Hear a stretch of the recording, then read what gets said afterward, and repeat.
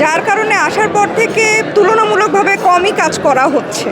এই ক্ষেত্রে আমি বলবো আমি খুবই জুনিয়র, আসলে এই বিষয়টা নিয়ে আমার কথা বলার মতো কিছু নেই। কারণ কি প্রত্যেকটা ডিরেক্টরেরই নিজের কিছু গল্প থাকে, সে তার গল্পে তার আর্টিস্টদের আসলে কিভাবে দেখতে চায় বা কেমন নাটক দেখতে চায়, সেটা ফানি নাকি একটা স্টোরি বেস, এটা পুরোটাই আসলে ডিরেক্টরের উপর, এবং সেই গল্পের উপর বেস করেই কিন্তু আর্টিস্টদেরকে সিলেক্ট করা হয়।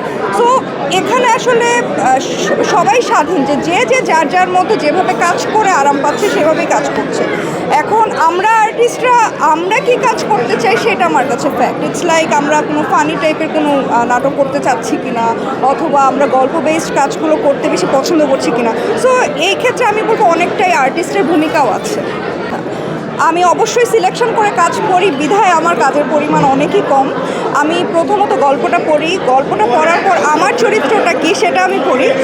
আমার কাছে যখন মনে হবে যে না এই ক্যারেক্টারটা আমি করতে চাই, তো ডেফিনেটলি আমি ক্যারেক্টারটা করি। আর যদি এমন মনে হয় যে না আসলে এই গল্পটা আমার জন্য না, বা আমি হয়তো বা এই ক্যারেক্টারটা নাও মানাতে পারি, সেই ক্ষেত্রেও তো আমি করি না। ঠিক নেই আসলে, এটা it depends on the story. যেহেতু রমজান মাস, আপনি কি রোজা রাখেন? অবশ্যই। রোজা রেখে কাজ করতে কতটা কষ্ট? খুব একটা কষ্ট হয় না, এটা আমি বলবো।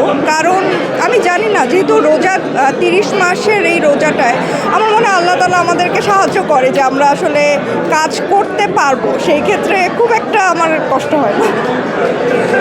এখন ঈদের জন্য কি করতেছেন?